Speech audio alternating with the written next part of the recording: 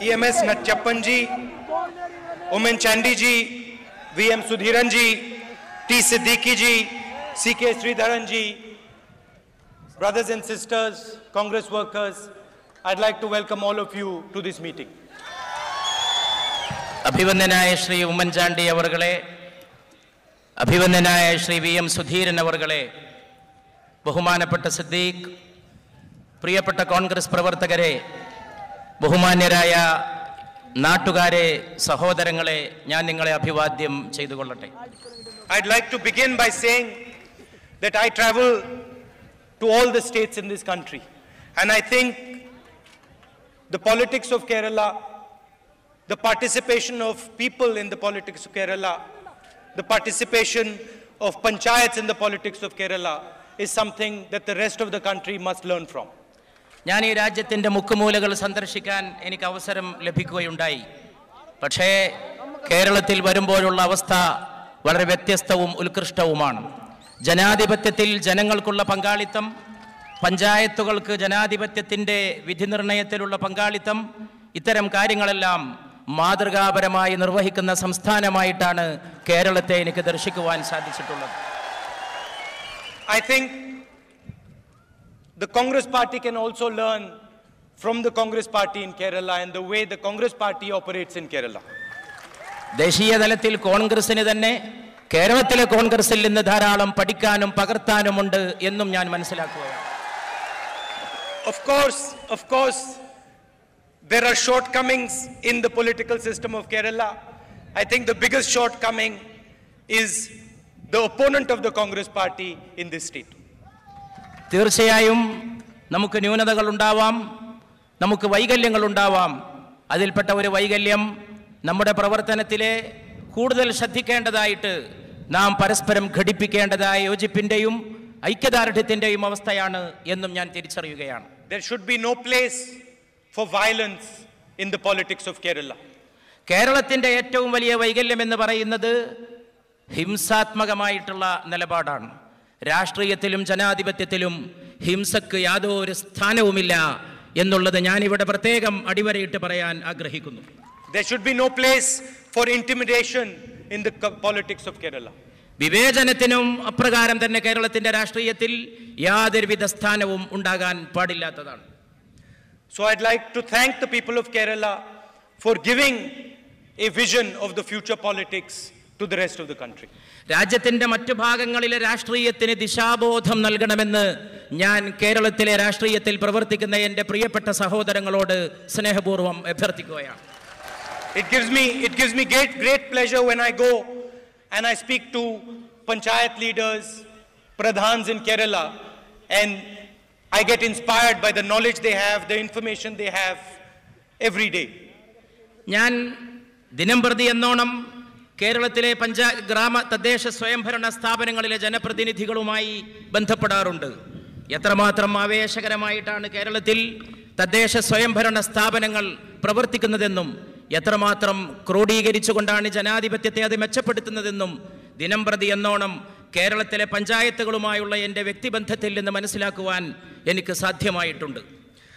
Last April, I visited Adat Panchayat in Trichur district and saw with my own eyes how you do governance in this state. Adat. കഴിഞ്ഞ തവണ ഞാൻ തൃശ്ശൂർ ജില്ലയിലെ അഡാട്ട് പഞ്ചായത്ത് നേരിട്ട് സന്ദർശിക്കുവാൻ എനിക്ക് അവസരമുണ്ടായി.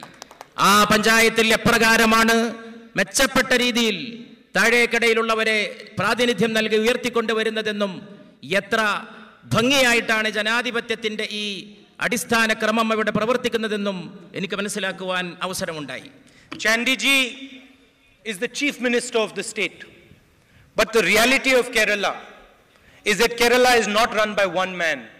Kerala is run by millions and millions of Keralites. കേരളത്തിൻ്റെ വളരെ ബഹുമാനപ്പെട്ട മുഖ്യമന്ത്രിയാണ് അഭിവന്ദനായ Shri Oommen Chandy G.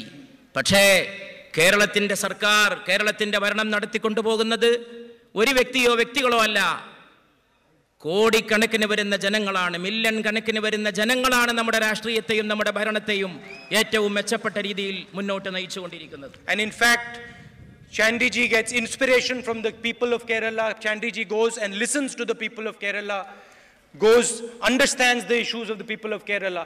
In a sense, he's just a senior leader in Kerala. പക്ഷേ ശ്രീ ഉമ്മൻചാണ്ടിയുടെ പ്രത്യേകത എന്തെന്നാൽ അദ്ദേഹം ജനങ്ങളിൽ നിന്ന് പ്രചോദനം ഉൾക്കൊള്ളുന്ന നേതാവാണ്. അദ്ദേഹം ജനങ്ങളിലേക്ക് ഇറങ്ങിച്ചെല്ലുന്ന നേതാവാണ്. ജനങ്ങളുമായി ഇടപഴകുന്ന നേതാവാണ്. ജനങ്ങളുമായി നിത്യേന എന്നോണം ഇടപഴകിക്കൊണ്ട് ഒരു മുതിർന്ന നേതാവിനെ പോലെയാണ്, മുഖ്യമന്ത്രി എന്ന നിലയിൽ മാത്രമല്ല, ഒരു മുതിർന്ന നേതാവിനെ പോലെയാണ് Shri ഉമ്മൻചാണ്ടിജി പ്രവർത്തിച്ചുകൊണ്ടിരിക്കുന്നത്. For any society to move forward in history, you need two things to happen. You need prosperity and you need fairness. Fairness, yeah. ഏത് സമൂഹത്തിലും മുന്നോട്ട് പോകണമെങ്കിൽ അടിസ്ഥാനപരമായി രണ്ട് ഘടകങ്ങൾ ആവശ്യമാണ്. ഒന്ന് ക്ഷേമം, മറ്റൊന്ന് നീതി. Prosperity for a few people breaks down very quickly, and fairness for everybody without prosperity also breaks down. എല്ലാവർക്കും ലഭ്യമായതായിരിക്കണം ക്ഷേമം. നീതിയും വിവേചനം കൂടാതെ, വിഭജനം കൂടാതെ എല്ലാവർക്കും ലഭ്യമാക്കാനുള്ള സാഹചര്യം സമൂഹത്തിൽ ലഭ്യമാകണം. If you look back at history, you will find the most popular empires, the most popular kings, the most popular leaders were those that were able to create a balance between prosperity and fairness to their people. മാനവ ചരിത്രത്തിന്റെ കഴിഞ്ഞുപോയ ഇടനാഴികകളിലേക്ക് തിരിഞ്ഞു നോക്കിയാൽ ക്ഷേമവും നീതിയും തമ്മിലുള്ള ഈ ഒരു പാരസ്പര്യം വളരെ മനോഹരമായി, വളരെ ശക്തമായി നമുക്ക് ദർശിക്കാൻ സാധിക്കുന്നതാണ്. നിങ്ങൾ ലോക ചരിത്രത്തിലെ പ്രഗത്ഭരായിട്ടുള്ള പ്രശസ്തരായിട്ടുള്ള ഭരണാധികാരികളെ പറ്റി പഠിച്ചു നോക്കൂ. അവരൊക്കെ ക്ഷേമവും നീതിയും തമ്മിലുള്ള പാരസ്പര്യത്തെ സമഞ്ജസമായി സമ്മേളിപ്പിച്ചുകൊണ്ടാണ് തങ്ങളുടെ ഭരണനിർവഹണം ഭംഗിയായി വിജയിപ്പിക്കുകയുണ്ടായത്. Now at the national level, if you look today, there are broadly three ideas that are presented to people. ദേശീയ തലത്തിൽ നമ്മുടെ രാഷ്ട്രീയത്തിലേക്ക്, ഭരണതലത്തിലേക്ക് നോക്കുമ്പോൾ മൂന്ന് പ്രധാനപ്പെട്ട തത്വങ്ങളാണ് ജനങ്ങൾക്ക് മുമ്പിൽ സമർപ്പിക്കേണ്ടിയിരിക്കുന്നത്. The NDA idea is of India shining. The NDA idea is of India shining. Yeah. അതായത് ഒന്നാമത്തെ ഏറ്റവും പ്രധാനപ്പെട്ട തത്വം ശോഭിക്കുന്ന ഇന്ത്യ എന്നുള്ളതാണ്. An India where 5, 10, 15 business people have everything. ഒരു 5-10 വരുന്ന ഏതാനും ധനാഢ്യന്മാരാൽ നിയന്ത്രിക്കപ്പെടുന്ന രീതിയിലല്ല, എല്ലാവർക്കും ശോഭനമായി കാണുന്ന ഒരു India. An India where prosperity is limited to very few people. വളരെ കുറഞ്ഞ ആളുകൾക്ക് മാത്രം ലഭ്യമാകുന്ന ക്ഷേമമല്ല, എല്ലാവർക്കും ലഭ്യമാകുന്ന ക്ഷേമം കളിയാടുന്ന ഒരു India. On the other side, you have the left vision for the country. ഇതിന്റെ അപ്പുറത്ത് നാം തീർച്ചയായും ഒഴിവാക്കേണ്ടതായിട്ടുള്ള ഈ നേരത്തെ പറഞ്ഞ ആശയങ്ങൾക്കപ്പുറത്ത് തീർത്തും അനുകൂലമായ മറ്റൊരു ഇന്ത്യ നമുക്ക് കെട്ടിപ്പടുക്കേണ്ടതുണ്ട്. For them, prosperity, industry, business is of no consequence. അങ്ങനെയുള്ള ഒരു വലിയ ജനം, മറുഭാഗത്ത് നിലകൊള്ളുന്ന വലിയൊരു ജനം, ക്ഷേമമോ വ്യവസായമോ വ്യാപാരമോ ഒന്നും ബാധകമല്ലാതിരിക്കുന്ന വലിയൊരു ജനവിഭാഗമുണ്ട് എന്ന് നാം തിരിച്ചറിയാൻ നമുക്ക് സാധിക്കണം. They talk about fairness, and actually what they're talking about is to make everybody poor and fair. എല്ലാ ആളുകളെയും ദാരിദ്ര്യത്തിൽ നിന്ന് കരകയറ്റാനും എല്ലാ ആളുകൾക്കും നീതി ലഭ്യമാക്കാനുമാണ് നമ്മുടെ ഈ പ്രവർത്തനത്തിലൂടെ നാം ലക്ഷ്യമിടേണ്ടത്. It is only the Congress party that balances prosperity and fairness. We bring together industry and the poor people. അതായത് ഈ രാജ്യത്ത് കോൺഗ്രസ് പാർട്ടി മാത്രമാണ് ക്ഷേമവും നീതിയും തമ്മിലുള്ള ഈ പാരസ്പര്യം, ഈ സന്തുലിതാവസ്ഥ ഏറ്റവും നന്നായി പരിപാലിക്കുന്ന ഏക രാഷ്ട്രീയ പ്രസ്ഥാനം ഇന്ത്യൻ നാഷണൽ കോൺഗ്രസ് മാത്രമാണ് എന്നുള്ളത് ഞാനിവിടെ പ്രത്യേകം അടിവരയിട്ട് പറയുകയാണ്. അതായത് കോൺഗ്രസ് ചെയ്തുകൊണ്ടിരിക്കുന്നത് വ്യവസായമാകട്ടെ വാണിജ്യമാകട്ടെ അതൊക്കെ സാധാരണക്കാർക്കിടയിലേക്ക് ക്ഷേമത്തെ ഇറക്കിക്കൊണ്ടുവന്ന് എല്ലാ വ്യാവസായികമായ പുരോഗതിയുടെയും ലഭ്യത അവർക്ക് ഉറപ്പുവരുത്തുക എന്നുള്ളതാണ്. We say that there should be industry in Kasaragod, but people of Kasaragod must benefit from the industry. Kasaragod ജില്ലയിൽ വ്യവസായം ഉണ്ടാകണം എന്നാണ് നമ്മുടെയൊക്കെ ആഗ്രഹം. അതോടൊപ്പം നമുക്ക് വളരെ പ്രധാനപ്പെട്ട മറ്റൊരാഗ്രഹവും കൂടിയുണ്ട്. ഇവിടെ വ്യവസായമുണ്ടായാൽ മാത്രം പോരാ, ആ വ്യവസായം ഈ കാസർഗോട്ടെ ജനങ്ങൾക്ക് പ്രയോജനപ്പെടുന്നതാകണം എന്ന കാര്യത്തിൽ നമുക്ക് നിർബന്ധമുണ്ട്.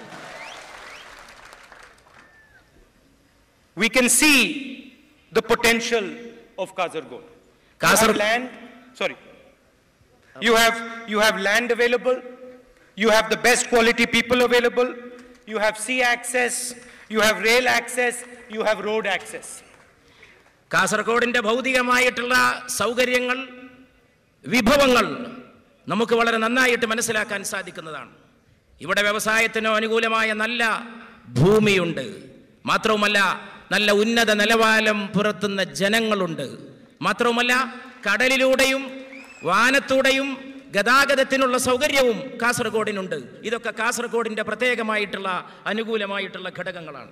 And I think yesterday I went to Mangalore, and in Mangalore I said that just like Bangalore is known in the rest of the world as an industrial city, as a technical city, Mangalore should also be known. And I'd like to say from here that over the next 5 to 10 years, Kasaragod should be known in the rest of the world as an industrial center. ഞാൻ ഈ കഴിഞ്ഞ ദിവസം മംഗലാപുരത്ത് പോവുകയുണ്ടായി. ഈ കാസർഗോഡിന്റെ സൗകര്യങ്ങളിൽ ഗതാഗത സൗകര്യം കരമാർഗമാകട്ടെ, കടൽ മാർഗമാകട്ടെ, വ്യോമമാർഗമാകട്ടെ, എല്ലാം ലഭ്യമായിട്ടുള്ള ഈ കാസർഗോഡ് നിൽക്കുമ്പോൾ ഞാൻ മംഗലാപുരത്ത് പോയത് ഓർക്കുന്നു. ബാംഗ്ലൂർ എങ്ങനെയാണോ ഇന്ത്യയുടെ മറ്റു ഭാഗങ്ങൾക്കും ലോകത്തിനും വലിയൊരു പുരോഗതിയുടെ, ക്ഷേമത്തിന്റെ, വികസനത്തിന്റെ അടയാളമായത്, അപ്രകാരം മംഗലാപുരവുമാകണം എന്ന് ഞാൻ അവിടെ പറയുകയുണ്ടായി. ഇപ്പൊ ഞാൻ പറയട്ടെ, കാസർഗോഡും അങ്ങനെയാകണം എന്നാണ് നമ്മൾ ആഗ്രഹിക്കുകയും അഭിലഷിക്കുകയും ചെയ്യുന്നത്. That is why we have given a young candidate over here who can think about the future of Kasaragod, who can change the thinking of your member of parliament, so that he has a long future vision for Kasaragod.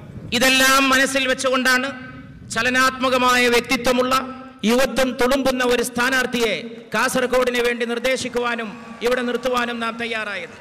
ഇവിടെ നിർത്തിയിട്ടുള്ള സ്ഥാനാർത്ഥിക്ക് ദിശാബോധമുണ്ട്. മാത്രമല്ല ജനങ്ങളുടെ ഇടയിലേക്ക് ഇറങ്ങിച്ചെന്നുകൊണ്ട് അവരുടെ ചിന്തയുടെ രീതിശാസ്ത്രത്തെ മാറ്റിമറിക്കാനുള്ള സിദ്ധിയും ആ സ്ഥാനാർത്ഥിക്കുണ്ട് എന്ന് ഞാൻ വിശ്വസിക്കുകയാണ്. I am also being a little bit selfish when I am telling you that. ഞാനത് പറയുമ്പോൾ എനിക്കല്പം സ്വാർത്ഥത കൂടി എൻ്റെ മനസ്സിലുണ്ട്. Another reason why I want you to elect the young MP from here is so that I can have him sitting in the Lok Sabha with me as a capable youngster. ഇങ്ങനെ ഒരു ചെറുപ്പക്കാരനെ, ഇങ്ങനെ ഒരു സ്ഥാനാർത്ഥിയെ ഇവിടെ നിന്ന് തെരഞ്ഞെടുത്താൽ ലോക്സഭയിൽ നല്ല പ്രഗത്ഭനായിട്ടുള്ള കൃതഹസ്തനായ ഒരംഗമായി എൻ്റെ അടുത്ത് അദ്ദേഹം ഇരിക്കാനുണ്ടാകും എന്നുള്ളതാണ് എന്നെ സന്തോഷിപ്പിക്കുന്ന എൻ്റെ സ്വാർത്ഥം. So that not only can he bring issues of Kasaragod to the Lok Sabha, but he can also help in moving the country forward to a new future. അങ്ങനെയുള്ള ഒരു സ്ഥാനാർത്ഥിക്ക്, എൻ്റെ സുഹൃത്തിന്, കാസർഗോഡിന്റെ പ്രശ്നങ്ങൾ ലോക്സഭയിൽ അവതരിപ്പിക്കാൻ ഉള്ള സിദ്ധി മാത്രമല്ല ഉള്ളത്, വിശാലമായിട്ടുള്ള നമ്മുടെ ഭാരത രാജ്യത്തെ തന്നെ ഒരു പുതിയ ചക്രവാളത്തിലേക്ക് നയിക്കുവാനുള്ള പ്രതിഭയും കഴിവും അദ്ദേഹത്തിനുണ്ട് എന്ന് ഞാൻ മനസ്സിലാക്കുകയാണ്. So he can help the farmers of this region, the farmers who grow areca nuts, so that he can bring their issues to us and we can be as responsive as possible. ഇവിടുത്തെ കർഷകരെ സഹായിക്കാൻ, ഇവിടുത്തെ പാവപ്പെട്ടവരെ സഹായിക്കാൻ, പ്രത്യേകിച്ചും ഞാൻ കൂട്ടിച്ചേർത്ത് പറയട്ടെ, ഇവിടുത്തെ അടയ്ക്ക കർഷകരെ പ്രത്യേകം പരിഗണിച്ച് അവരെ സഹായിക്കാൻ, എവിടെയൊക്കെ അവശതകളുണ്ടോ ആ അവശതകൾക്കൊക്കെ പരിഹാരം കാണാൻ ഈ യുവ സുഹൃത്തിന് സാധിക്കും എന്നും ഞാൻ പ്രത്യാശിക്കുകയാണ്. See, it's very interesting. If you look at the last 10 years of the UPA government in Delhi, you will notice that not only have we done Manrega, not only have we done right to food, not only have we done right to information, not only have we helped 15 crore poor people come out of poverty, but we have also helped the country grow at the fastest rate possible. എന്താണ് കഴിഞ്ഞ ദശകക്കാലത്തെ UPA സർക്കാരിന്റെ വിജയം? ഒരു പതിറ്റാണ്ട് കാലം കൊണ്ട് ചരിത്രപ്രധാനമായ നേട്ടമാണ് UPA സർക്കാർ ഇന്ത്യ രാജ്യത്ത് കൈവരിച്ചത് എന്നുള്ളത് അനിഷേധ്യമായ യാഥാർത്ഥ്യമാണ്. പല തലങ്ങളിലുമുള്ള അവകാശം ഉറപ്പുവരുത്തി. ഭക്ഷണത്തിനുള്ള അവകാശം, വിദ്യാഭ്യാസത്തിനുള്ള അവകാശം, വിവരങ്ങൾ അറിയാനുള്ള അവകാശം, 10-15 കോടിയോളം വരുന്ന ജനങ്ങളെ ദാരിദ്ര്യത്തിന്റെ കൂച്ചു വിലങ്ങുകളിൽ നിന്ന് മോചിപ്പിച്ച ഒരു സർക്കാരാണ് കഴിഞ്ഞ 10 കൊല്ലക്കാലം ഈ ഇന്ത്യ രാജ്യം ഭരിക്കുകയുണ്ടായത്. അങ്ങനെ ഈ രാജ്യത്തിന് ശക്തമായ നേതൃത്വവും ശക്തമായ ദിശാബോധവും നൽകാൻ കഴിഞ്ഞ 10 വർഷം UPA സർക്കാരിന് സാധ്യമായി. And our opposition, they get surprised at the result of the UPA policies. They don't understand how can we grow fast and still help poor people. കഴിഞ്ഞ 10 വർഷക്കാലം UPA ഗവൺമെന്റ് നേടിയ ഏറ്റവും വലിയ വിജയം വളർച്ചയാണ്, സാമ്പത്തിക വളർച്ചയാണ്. പ്രതിപക്ഷം അന്തം വിട്ട് നിൽക്കുകയാണ്. എങ്ങനെയാണ് കഴിഞ്ഞ 10 വർഷം കൊണ്ട് ഇത്ര വലിയ വളർച്ച ഈ നാടിന് നേടിയെടുക്കാൻ, അത് നേടിക്കൊടുക്കാൻ UPA സർക്കാരിന് സാധിച്ചത് എന്നുള്ള കാര്യത്തിൽ അവർ സ്തബ്ധരായി നിൽക്കുകയാണ് ഈ നേട്ടത്തിന്റെ മുന്നിൽ. And what they don't realize, and they should really try and understand, is that success always comes from partnership. എല്ലാവരും മനസ്സിലാക്കേണ്ട ഒരു കാര്യമുണ്ട്. പങ്കാളിത്തത്തിലൂടെയാണ്, കൂട്ടായ്മയിലൂടെയാണ് എപ്പോഴും വിജയ വൈജയന്തി നമ്മുടെ പാദങ്ങളെ ചുംബിക്കാൻ എത്തിച്ചേരുന്നത്. Success has come for the UPA over the last 10 years because we built a partnership between business and the poor people. നാം കഴിഞ്ഞ 10 വർഷക്കാലം വാണിജ്യ വ്യവഹാര മേഖലകളും പാവപ്പെട്ടവരും തമ്മിലുള്ള ഒരു ബന്ധം, ഒരു സേതുബന്ധനം അത് ആർജിക്കാൻ കഴിഞ്ഞ 10 കൊല്ലക്കാലം UPAക്ക് സാധിച്ചത് കൊണ്ടാണ് ഈ അഭിമാനകരമായ വളർച്ച ആർജിക്കാൻ നമുക്ക് സാധ്യമായത്. Success has come for the UPA over the last 10 years because we built a partnership between the different people of this country, between Hindu, Muslim, Sikh, Christian, between different states, between different regions. വളരെ പ്രധാനപ്പെട്ട മറ്റൊരു കാര്യം ഞാൻ ഇവിടെ ഊന്നി പറയാൻ ആഗ്രഹിക്കുന്നു. UPAയുടെ നയം സഹകരണമാണ്, സമന്വയമാണ്. ഇന്ത്യയെ പോലുള്ള വലിയൊരു രാജ്യത്ത് ജനവിഭാഗങ്ങൾ തമ്മിലുള്ള സഹകരണം, മതവിഭാഗങ്ങൾ തമ്മിലുള്ള സഹകരണം, സംസ്ഥാനങ്ങൾ തമ്മിലുള്ള സഹകരണം, ഹിന്ദു, മുസ്ലിം, സിഖ്, ക്രൈസ്തവ സമൂഹങ്ങൾ, സമുദായങ്ങൾ തമ്മിലുള്ള ഏറ്റവും സുദൃഢമായ സ്നേഹബന്ധം, അതോടൊപ്പം വിവിധ സംസ്ഥാനങ്ങൾ തമ്മിലുള്ള സഹകരണത്തിൻ്റെ ഒരു പരസ്പര ധാരണയുടെ ബന്ധം, ഇങ്ങനെ വ്യത്യസ്ത ഘടകങ്ങളെ ഒരു പൊതുകൂട്ടായ്മയിൽ സഹകരിപ്പിച്ച് മുന്നോട്ട് കൊണ്ടുപോകാൻ സാധിച്ചതാണ് വിജയം വരിക്കാൻ UPAയെ സഹായിച്ചത്. We tried to make every single Indian person believe that there is place for him in this country, there is a future for him in this country. അതായത് UPA ലക്ഷ്യമിടുന്നത് ഇന്ത്യയിലെ ഓരോ പൗരനും വിശ്വസിക്കാൻ സാധിക്കണം, ഈ രാജ്യത്ത് തനിക്ക് സ്വന്തമായ ഒരു ഇടമുണ്ട്, ഈ രാജ്യത്തിന്റെ ഭാവിയെ നിർണയിക്കുന്നതിൽ തനിക്ക് സ്വന്തമായ ഒരു പങ്കുമുണ്ട് എന്ന് ഓരോ ഭാരതീയനും അഭിമാനത്തോടെ വിശ്വസിക്കാൻ സാധിക്കുന്ന ഒരു സാഹചര്യമാണ് നമ്മുടെ ലക്ഷ്യം. When we came out with the rights-based paradigm, the right to work, the right to food, the right to information, we did not say that this right belongs to one particular caste or one particular state or one particular religion. We said, regardless of who you are in this country, man, woman, Hindu, Sikh, Muslim, from whichever state you are, we guarantee you the right to work, we guarantee you the right to information, we guarantee you the right to food. ജോലി ചെയ്യാനുള്ള അവകാശം, സമ്പാദിക്കാനുള്ള അവകാശം, ഭക്ഷിക്കാനുള്ള അവകാശം, അറിയാനുള്ള അവകാശം, ഈ അവകാശങ്ങളൊക്കെ ഉറപ്പുവരുത്തുമ്പോൾ ഇന്ത്യയിലെ ഏതെങ്കിലും ഒരു പ്രത്യേകമായ വിഭാഗത്തിന് വേണ്ടി മാത്രമല്ല നാം അത് ഉറപ്പുവരുത്തുന്നത്. എല്ലാ ഇന്ത്യക്കാർക്കുമാണ് ഈ അവകാശങ്ങൾ നാം ഉറപ്പുവരുത്തുന്നത്.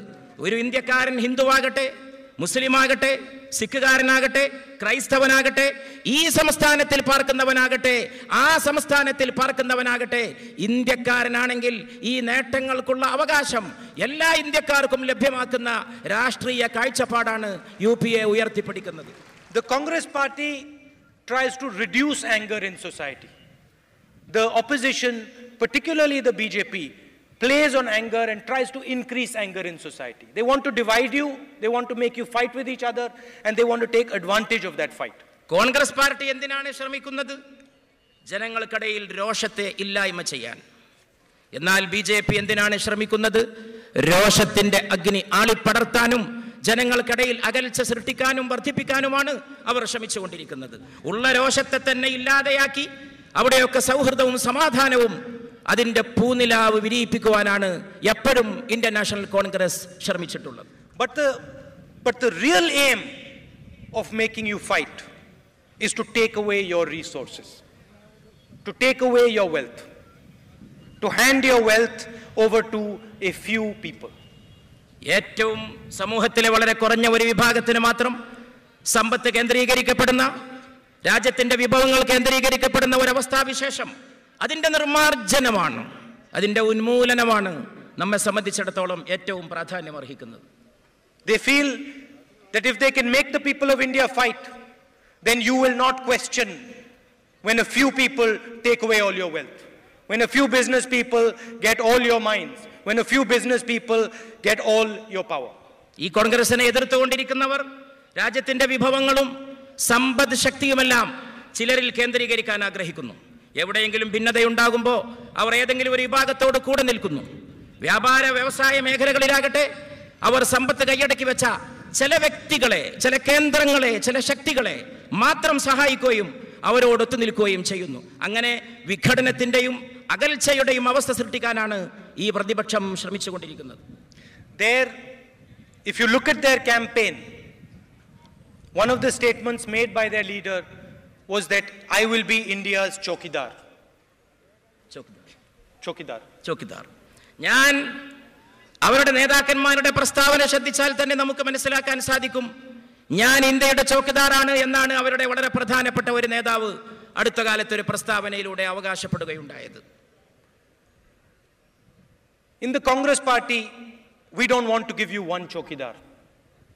We want to make all of you, millions of people of this country, chokidars. India രാജ്യത്തിലെ ഒരു കാവൽക്കാരൻ, ഇന്ത്യ രാജ്യത്തിന് ഒരു പാറാവുകാരൻ, ഇന്ത്യ രാജ്യത്തിന് ഒരു സേവകൻ, അത് ഞാനാണ് എന്ന് അവർ അവകാശപ്പെടുമ്പോൾ ഓരോ ഭാരതീയനെയും ഭാരതത്തിന്റെ ഓരോ പാറാവുകാരനാക്കാനാണ്, ഓരോ സേവകനും കാവൽക്കാരനുമാക്കാനാണ് കോൺഗ്രസ് പാർട്ടി ഉദ്ദേശം വെച്ചിട്ടുള്ളത്. We believe in the millions and billions of people of this country. നാം ഈ രാജ്യത്തിലെ ബില്യൺ കണക്കിന് വരുന്ന മഹാജനസമൂഹത്തിൽ നമ്മുടെ വിശ്വാസം അർപ്പിച്ചിരിക്കുന്നു. We want to give you power through the rights-based paradigm. We want to give you the right to information. We want to give you the Lokpal. We want to give you Panchayati Raj. And we want to give more and more power to the people, the youngsters, the women of this country. നാം ലക്ഷ്യം വെക്കുന്നത് ജനങ്ങളെയാണ്.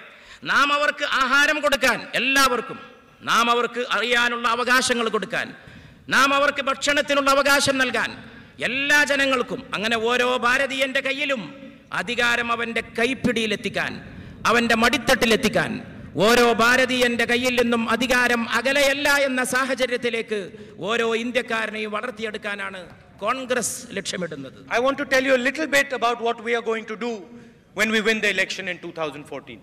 ഈ 2014 തെരഞ്ഞെടുപ്പ് കഴിഞ്ഞാൽ കോൺഗ്രസ് ചെയ്യാൻ പോകുന്ന ചില കാര്യങ്ങൾ എന്തൊക്കെ എന്നും കൂടി ഞാൻ സംക്ഷിപ്തമായി ഇവിടെ നിങ്ങൾക്ക് മുമ്പിൽ വിശദീകരിക്കാൻ ആഗ്രഹിക്കുകയാണ്. Over the last 10 years, we have taken 15 crore people out of poverty. കഴിഞ്ഞ 10 കൊല്ലം കൊണ്ട് നമ്മൾ 15 കോടി ജനങ്ങളെ ദാരിദ്ര്യത്തിൽ നിന്ന് മോചിപ്പിച്ചു. Now a new class of people has been created, those people who are above the poverty line and below the middle class. ഇപ്പോൾ ഒരു പ്രത്യേക വർഗം ജനങ്ങൾ സ്വാഭാവികമായിട്ട് സംജാതമായിരിക്കുന്നു. ദാരിദ്ര്യരേഖയ്ക്ക് താഴെയുള്ള ഒരു ജനം, അതിന് മീതെയുള്ള മറ്റൊരു ജനവിഭാഗം. These are the carpenters, the security guards, the truck drivers, the taxi drivers, the plumbers, the people who run this country. ഈ രാജ്യത്തിലെ വളരെ അടിസ്ഥാനപരമായിട്ടുള്ള വിഭാഗം, മരപ്പണിയെടുക്കുന്നവർ, അതുപോലെ രാജ്യത്തിന്റെ വളരെ പ്രധാനപ്പെട്ട വളരെ അടിസ്ഥാനപരമായിട്ടുള്ള മറ്റു തൊഴിലുകളിൽ ഏർപ്പെട്ടിട്ടുള്ളവർ, ഉദാഹരണമായിട്ട് നിലം ഉഴുതുമറിക്കുന്നവർ, കാർഷിക വൃത്തിയുടെ മറ്റു മേഖലകളിൽ പ്രവർത്തിക്കുന്നവർ, അടിസ്ഥാനപരമായിട്ടുള്ള തൊഴിൽ ചെയ്യുന്നവർ, അത് ആ കൂട്ടത്തിൽ വളരെ സെക്യൂരിറ്റി മേഖലയിൽ പ്രവർത്തിക്കുന്നവരുണ്ട്, മറ്റു മേഖലകളിൽ പ്രവർത്തിക്കുന്നവരുണ്ട്, പ്രശ്നങ്ങളെയും അവശതയെയും അനുഭവിക്കുന്ന ജനങ്ങൾ. There are 70 crore people in India who fall into this category. ആ വിഭാഗത്തിൽ 70 കോടിയോളം വരുന്ന ഇന്ത്യക്കാർ ഉണ്ട്. Our entire focus is going to be in trying to make these 70 crore people enter the middle class over the next 5 years. ഈ 70 കോടി വരുന്ന ജനം, അതിൽ ട്രക്ക് ഡ്രൈവർമാരുണ്ട്, ടാക്സി ഡ്രൈവർമാരുണ്ട്, ആശാരിപ്പണി ചെയ്യുന്നവരുണ്ട്, അതുപോലുള്ള വളരെ അടിസ്ഥാനപരമായിട്ടുള്ള തൊഴിൽ ചെയ്യുന്നവരെ അവരെ രാജ്യത്തിന്റെ മധ്യവർഗത്തിലേക്ക് ഉയർത്തിക്കൊണ്ടുവരാനാണ് ഇനി കോൺഗ്രസ് ലക്ഷ്യം ഇടുന്നത്. We want to open the doors of the education system, of the healthcare system to these people and their families. India രാജ്യത്തിന്റെ വിദ്യാഭ്യാസത്തിന്റെ കവാടങ്ങൾ, ഇന്ത്യ രാജ്യത്തിന്റെ ആരോഗ്യ പരിപാലനത്തിന്റെ കവാടങ്ങൾ ഈ വലിയ ഒരു ജനവിഭാഗം വരുന്ന ആ അടിസ്ഥാനപരമായിട്ട് പ്രയാസങ്ങൾ അനുഭവിക്കുന്ന ജനങ്ങൾക്കായി ഇന്ത്യയുടെ ഈ വികസനത്തിന്റെ കവാടങ്ങൾ തുറന്നിടാൻ നാം ഉദ്ദേശിക്കുകയാണ്. We want to give all their children the opportunity to go to college, to go to university, and dream of building businesses, dream of transforming their lives. എല്ലാവർക്കും സ്വപ്നങ്ങളും ആ സ്വപ്ന സാക്ഷാത്കാരങ്ങളും നൽകാൻ നാം ആഗ്രഹിക്കുന്നു. അവരുടെ മക്കൾക്കും കോളേജുകളിൽ പോകാനുള്ള അവകാശം, അവരുടെ മക്കൾക്കും സർവകലാശാലകളിൽ പഠിക്കാനുള്ള അവകാശം, അവർക്ക് നാളത്തെ ഇന്ത്യയെ സ്വപ്നം കാണാനും അതിനെ വെട്ടിപ്പിടിക്കാനുമുള്ള അവകാശം ഈ ജനതകൾക്ക് നൽകണം എന്ന് നാം ആഗ്രഹിക്കുന്നു. I am proud that we now have a medical college here, but I think we need to do much more work and bring many more colleges and universities to every corner of this country. ഇവിടെ medical college ഉണ്ട് എന്ന് ഞാൻ മനസ്സിലാക്കുകയാണ്. പക്ഷേ നമുക്കതിലേക്ക് കൂടുതൽ ഓരോ മേഖലകളിലും എവിടെ മെഡിക്കൽ കോളേജ് നാട്ടിലുണ്ടോ അതൊന്നുകൊണ്ട് പോരാ, ഉള്ളത് കൊണ്ട് പോരാ. കൂടുതൽ മെഡിക്കൽ കോളേജുകൾ, കൂടുതൽ സർവകലാശാലകൾ, യുവതലമുറയിൽപ്പെട്ടവർക്കൊക്കെ ഉന്നത വിദ്യാഭ്യാസത്തിന് ആൺകുട്ടികൾക്കും പെൺകുട്ടികൾക്കും ഒരുപോലെ കടന്നു ചെല്ലാൻ സാധിക്കുന്ന സാഹചര്യം രാജ്യത്തുണ്ടാകണമെന്നാണ് നമ്മൾ ആഗ്രഹിക്കുന്നത്. For the poor people, we are going to give them 2 new rights. പുതിയ യുവ സമൂഹത്തിന് പുതിയ 2 അവകാശങ്ങൾ കൂടി ലഭ്യമാക്കി കൊടുക്കാൻ like we gave the right to work and the right to food, we are going to guarantee everybody in this country the right to health, free medicine and the right to shelter. ഈ കഴിഞ്ഞ കാലത്ത് കൊടുത്തതിനേക്കാൾ മറ്റു 2 അവകാശങ്ങൾ അത് വളരെ പ്രധാനമാണ്. ഒന്ന് ആരോഗ്യം സംരക്ഷിക്കാനുള്ള അവകാശം, മറ്റൊന്ന് രോഗങ്ങളിൽ ആവശ്യമായ മരുന്ന് ലഭ്യമാകാനുള്ള അവകാശം. For the young people, for their job creation, we have built a corridor from Delhi to Mumbai, Mumbai to Chennai, Chennai to Bangalore, and from Delhi to Calcutta. A corridor. Industrial corridor. വ്യാവസായ ശൃംഖല ഇന്ത്യയുടെ പ്രധാനപ്പെട്ട നഗരങ്ങളെ ബന്ധിപ്പിച്ചുകൊണ്ട് ഡൽഹിയിൽ നിന്ന് ബോംബെ വരെ, ബോംബെയിൽ നിന്ന് ചെന്നൈയിലേക്ക് ഇന്ത്യയിലെ പ്രധാനപ്പെട്ട പട്ടണങ്ങളെ ബന്ധിപ്പിക്കുന്ന ഒരു വ്യവസായ ശൃംഖലയ്ക്ക് രൂപം നൽകാൻ നാം ആഗ്രഹിക്കുകയാണ്. We have built dedicated roads, dedicated railway line and facilities for water and electricity. അതോടൊപ്പം മെച്ചപ്പെട്ട റെയിൽവേ, മെച്ചപ്പെട്ട റോഡ്, മെച്ചപ്പെട്ട ഗതാഗത സൗകര്യങ്ങൾ, അതോടൊപ്പം കുടിവെള്ളത്തിന്റെയും വൈദ്യുതിയുടെയും കാര്യത്തിൽ കുറെ കൂടി വികസനാത്മകമായി അത് സാധാരണക്കാർക്ക് എല്ലാവർക്കും ലഭ്യമാക്കുന്ന ഒരു സാഹചര്യം സൃഷ്ടിക്കാനും നാം ഉദ്ദേശിക്കുന്നു. Today China is the manufacturing capital of the world. We want India to challenge China and become a manufacturing center. ഉൽപാദനത്തിന്റെ കാര്യത്തിൽ ഇന്ന് ലോകത്തിന്റെ തലസ്ഥാനമായിട്ടാണ് ചൈന നിലകൊള്ളുന്നത്. ചൈനയെ ആ സ്ഥാനത്ത് നീക്കി ആ സ്ഥാനം പിടിച്ചടക്കാൻ ഇന്ത്യ ആഗ്രഹിക്കുകയാണ്. ലോകത്തിന്റെ സാമ്പത്തിക കേന്ദ്രമായും ഉൽപാദനത്തിന്റെ തലസ്ഥാനമായും മാറാൻ ഇന്ത്യ എല്ലാ നിലയിലും ഒരുങ്ങിക്കഴിഞ്ഞിരിക്കുകയാണ്.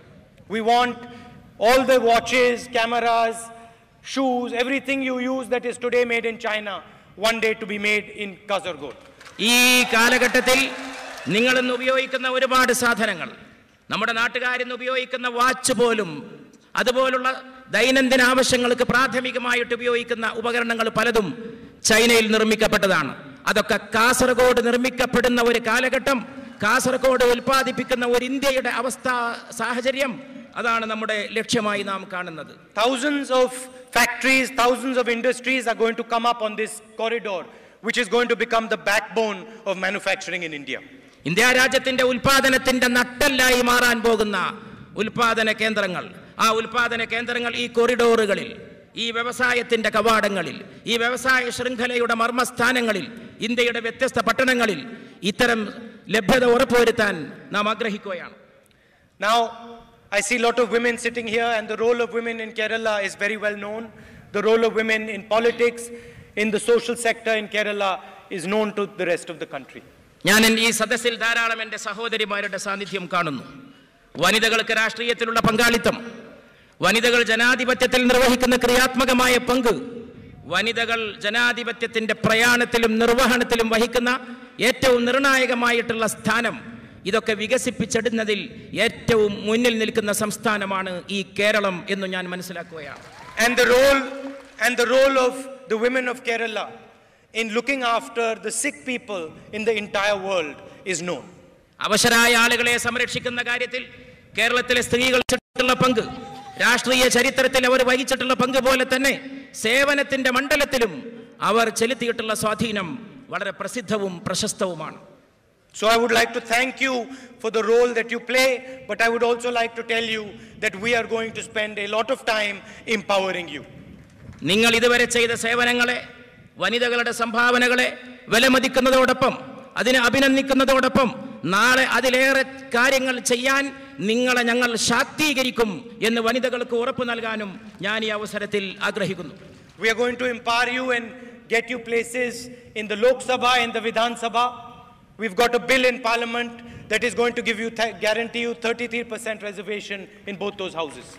ഇന്ത്യയുടെ പാർലമെന്റിലേക്ക് നിങ്ങളെ ഉയർത്തിക്കൊണ്ടുവരാൻ, വിധാനസഭകളിൽ നിങ്ങൾക്ക് അർഹമായിട്ടുള്ള പ്രാതിനിധ്യം ലഭിക്കാൻ പാർലമെന്റിൽ നാം ചർച്ച ചെയ്തുകൊണ്ടിരിക്കുന്ന പോലെ 33% നിങ്ങൾക്ക് സംവരണം ഉറപ്പുവരുത്തുന്ന ഒരു സാഹചര്യം ഉണ്ടാക്കാനും, അങ്ങനെ വനിതകളെ ഇന്ത്യയുടെ രാഷ്ട്രീയമായിട്ടുള്ള ഭാഗധേയ നിർവഹണത്തിന്റെ അവിഭാജ്യ ഘടകമാക്കാനുമാണ് നാം പരിപാടികൾ ആവിഷ്കരിച്ചിട്ടുള്ളത്. And I want to see more and more young ladies from Kerala leading the Congress party, playing a big role in the Congress party. ധാരാളം വനിതകൾ കേരളത്തിൽ നിന്ന് ഉയർന്നു വന്ന് കോൺഗ്രസ് പ്രസ്ഥാനത്തെ ശക്തിപ്പെടുത്തണമെന്നും കോൺഗ്രസ് പ്രസ്ഥാനത്തിന്റെ പുരോഗതിയിൽ പങ്കുവഹിക്കണമെന്നും കേരളീയ വനിതകളുടെ സാന്നിധ്യം കോൺഗ്രസിൽ വർദ്ധമാനമായി ദൃശ്യമാകണമെന്നും ഞാൻ ആഗ്രഹിക്കുന്നു. I'd like to conclude my speech by saying that there are many people who have suffered as a result of endosfam, and we are going to make sure that you are rehabilitated and that you are looked after. ഞാൻ എൻ്റെ പ്രസംഗം അവസാനിപ്പിക്കുന്നത് endosulfan ദുരിതബാധിതരുടെ കഷ്ടപ്പാടുകളെ പരാമർശിച്ചുകൊണ്ടാണ്.